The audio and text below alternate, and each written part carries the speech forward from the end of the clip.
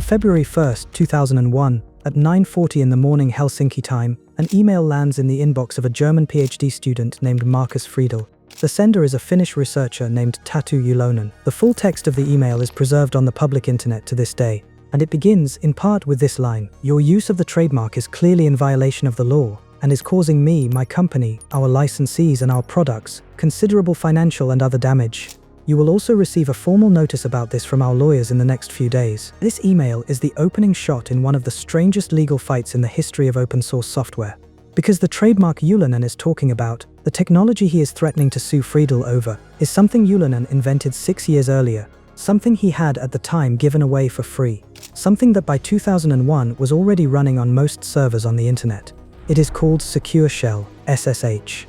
And by the time this email arrives, the man who invented it has already lost control of it. This is the story of the most successful security tool in the history of computing. The thing that protects your bank, your hospital, your power grid, and the cloud that your phone backs up to every night. Almost every developer alive has used it. Almost no one outside tech has heard of it. And it is the story of one Finnish researcher, one Canadian outsider, one trademark fight, 2 decades of underfunding, and an unbroken chain of security disasters that should have killed the protocol 10 times over. None of them did. This is the untold story of SSH. The year is 1995. The internet, at this point, is a place built on trust. Universities and research labs talk to each other over a small, friendly set of protocols called Telnet, RLogin, and RSH. These tools have been around since the 70s and 80s, and they all share one fatal property. They send everything in plain text: your username, your password, the commands you type, your entire session, all flying across the network as readable text that anyone with a packet sniffer could pluck out of the air. In the cold January of 1995, somebody plants exactly such a sniffer on the network backbone of the Helsinki University of Technology. It sits there for months, quietly stealing thousands of passwords. Among the credentials it harvests are those belonging to a small company run by a 26-year-old database researcher named Tatu Ulonen. Ulonen is not a cryptographer, he works on databases, but when he finds out his own credentials have been stolen, he gets angry, and then he does something unusual. He decides to fix it himself. He spends the spring of 1995 building a replacement for Telnet, something that would establish an encrypted tunnel between 2 machines before any password ever moved across the wire. He calls it Secure Shell, SSH for short. He picks port 22 because it sits between Telnet on 23 and FTP on 21. In July 1995, he releases version 1.0 to the world, free, source code included. 5 months later, 20,000 people in 50 countries are using it. By December, he is getting 150 support emails a day. It is at this point the fastest spreading piece of security software in the history of the internet. And Ulonen, alone in Helsinki, is in over his head.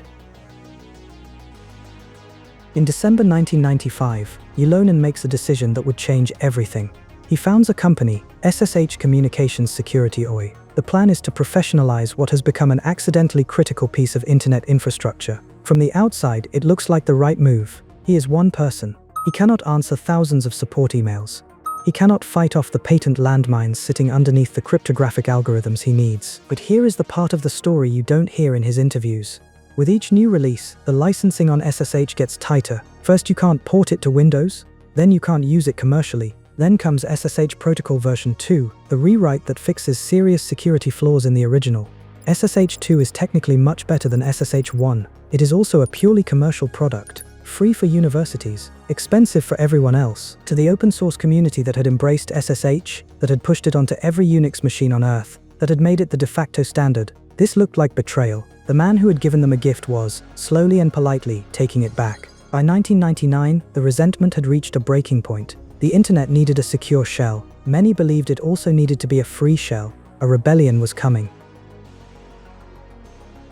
The open source community had pushed SSH onto every Unix machine on Earth. And then the man who invented it tried to lock it behind a trademark. One builder, one critical tool, and the product layer is what nearly destroyed it. If you are shipping a side project or an MVP right now, the code is the solved problem. Claude or Cursor gets you there. The unsolved problem is the design, the landing page, the dashboard, the multi-page interface that makes your product look like a real company built it. Skywork Design is not another AI chatbot that spits out a single screenshot. It is an idea to prototype workspace. You can drop in a PRD, a rough outline, even a PowerPoint, and it generates a complete multi-page UI project with a unified design system, color palettes, typography, spacing. all consistent across every page. Or screenshot a website you admire, and the agent extracts that exact design system and applies it to your project. Everything is editable on a real canvas. Block-level deep editing. Tweak one card, one section, without breaking anything else. No regeneration lottery. When you are done, export to Figma, or download as an HTML zip ready for your dev environment. Code in Claude. Design in Skywork Design. Export. Ship. Link in the description. Use the code source to get 20% off on the annual plan. Back to the rebellion that saved SSH. The rebellion comes from one of the strangest corners of the internet. OpenBSD, a small, intensely paranoid, security-obsessed operating system project run out of Calgary, Canada, by a man named Theo de Raadt. Theo is famous for two things: building the most secure operating system on the planet, and being the most confrontational maintainer in open source. His mailing list rants are legendary. In September 1999, Theo and his team learn that a Swedish researcher named Björn Grönvall has already done the hard part. Grönvall went back to the last truly free version of Liulenen's code, SSH 1.2.12, and started fixing it up. The OpenBSD team takes one look at it, decides this is exactly what they need, and forks it again into something they call OpenSSH. Their goal is simple: strip out every piece of restrictive licensing, replace the patent-encumbered crypto with the OpenSSL library, build a clean, audited, paranoid replacement for SSH, and ship it before OpenBSD's next release, which is in 2 months. They make it. On December 1st, 1999, OpenSSH 1.2.2 ships with OpenBSD 2.6, a complete, working, free SSH replacement built in roughly 2 months by a handful of unpaid developers. Within 6 months, a German developer named Markus Friedl writes the SSH2 implementation as well. Within 3 years, Niels Provos and Markus Friedl publish the seminal paper on privilege separation that turns OpenSSH server into the textbook example of how to write secure system software. And then, in February 2001, Tartu Elon sends an email.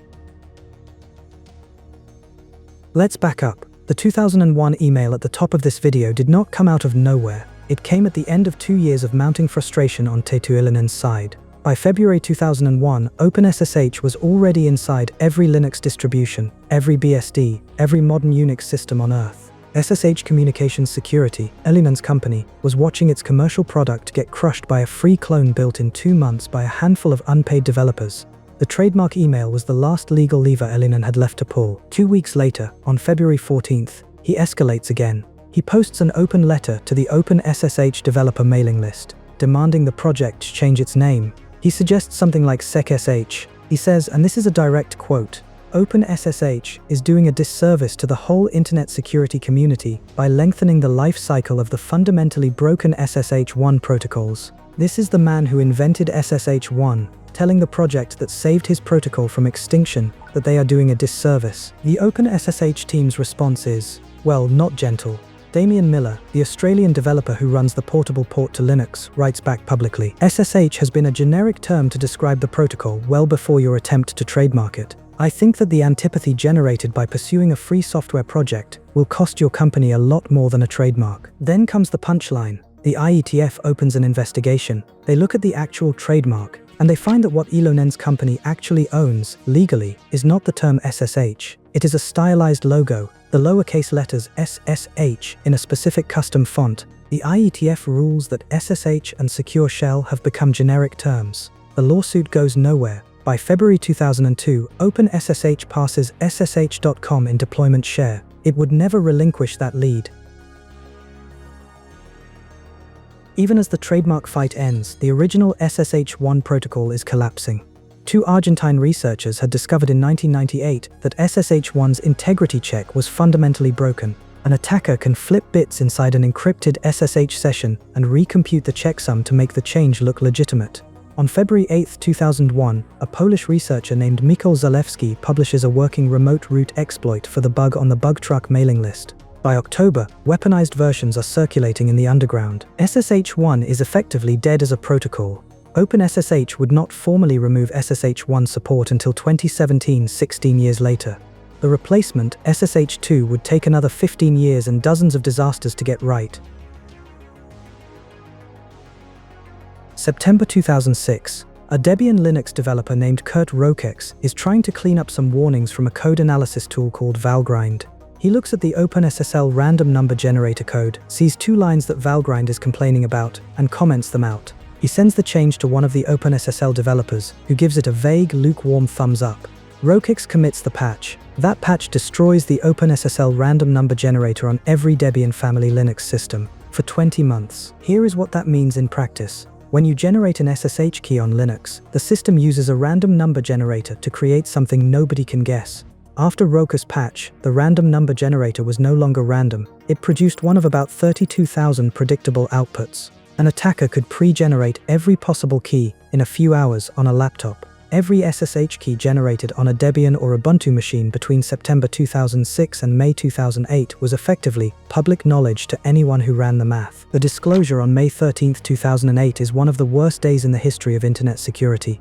Tens of millions of keys in production around the world, all silently vulnerable. Even 16 years later, in 2024, a German journalist named Hanno Buch would demonstrate that some of those broken keys are still being used in the real world by people who never got the memo.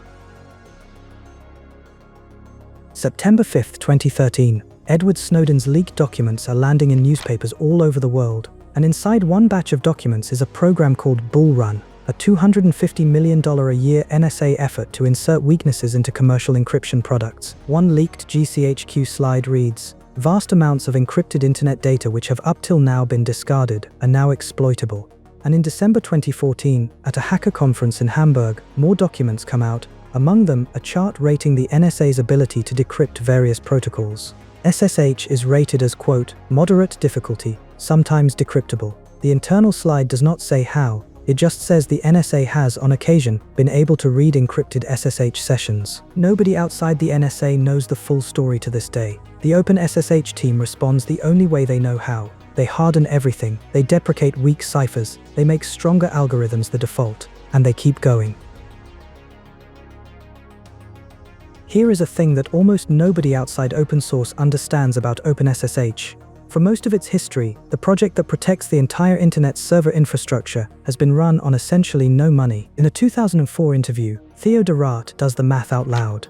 If I add up everything we have ever gotten in exchange for our efforts with OpenSSH, it might amount to $1,000. Companies such as Cisco, Sun, SGI, HP, IBM, Siemens, a raft of medium-sized firewall companies, we have not received a cent, all shipping OpenSSH inside their products, all making money on it, none of them paying anything back. Things only really change in 2014, after the Heartbleed bug nearly takes down the internet, and tech giants finally agree to coordinate funding for critical open source projects. And then in 2023, the German government does something unprecedented. The Sovereign Tech Fund writes a direct grant to OpenSSH for ongoing maintenance.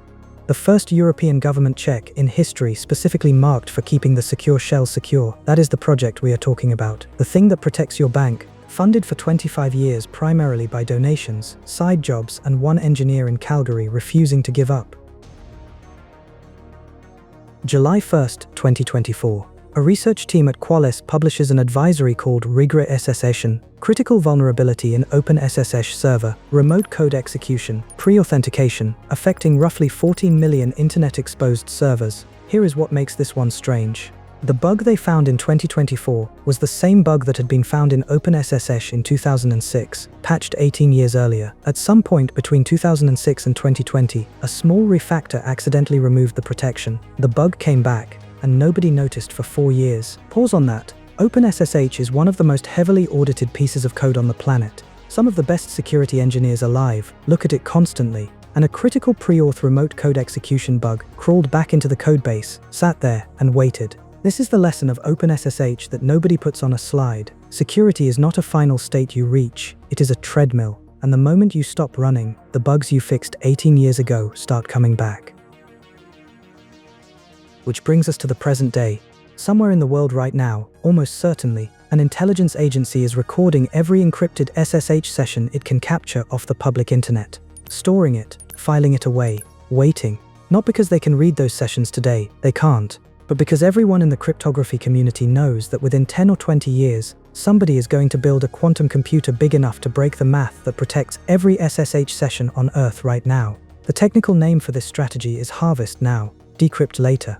Most of what you do over SSH today will, eventually, become readable to whoever is sitting on the right ciphertext. The OpenSSH team has been working on the answer for years. In April 2022, with the release of OpenSSH 9.0, the default key exchange algorithm switched to a new method that combines the old math with a post-quantum algorithm called NTRU'. The first widely deployed defense against quantum computers, shipped on tens of millions of servers, in a release whose changelog most administrators never read. In April 2025, OpenSSH 10.0 went further. A second post-quantum algorithm, ML-Chem, became the new default. 6 months later, the OpenSSH client started printing a warning every time you connect to a server that does not support post-quantum crypto. The warning reads, more or less, this session may be vulnerable to store now decrypt later attacks. 25 years after Markus Friedel wrote the SSH2 implementation, his successors are quietly rebuilding it again, for an enemy that does not yet exist. Today SSH is everywhere and almost invisible. It is on your phone, it is on the servers behind your bank, it is in every developer's daily workflow. The protocol Tatu Alam wrote in his university lab in Helsinki in 1995 has, against every reasonable expectation, become one of the most widely deployed pieces of software in human history. Ylönen still runs SSH communications security from Helsinki. Theodore Raat is still in Calgary, still maintaining OpenBSD, still arguing with cryptographers on the IETF mailing list about how to do post-quantum key exchange properly. Damian Miller is still the lead maintainer of portable OpenSSH, and probably the most important living person you have never heard of in computer security. Markus Friedel is still in Germany. Niels Provos went to Google and built half of the modern web's defense infrastructure. The story of SSH is not a heroic one. It is not a clean one. It is a story of one frustrated researcher, one rebellious operating system project, one trademark fight, dozens of bugs that should have killed it, 2 decades of underfunding, and a tiny group of people who refuse to let the protocol die. Somewhere right now, a system administrator is opening a terminal and typing SSH followed by a hostname. They will not think about Tatu Ylönen, or Theodore Raat, or the war that gave them the tool they use every day. They will just connect, and the connection, for now, will be secure.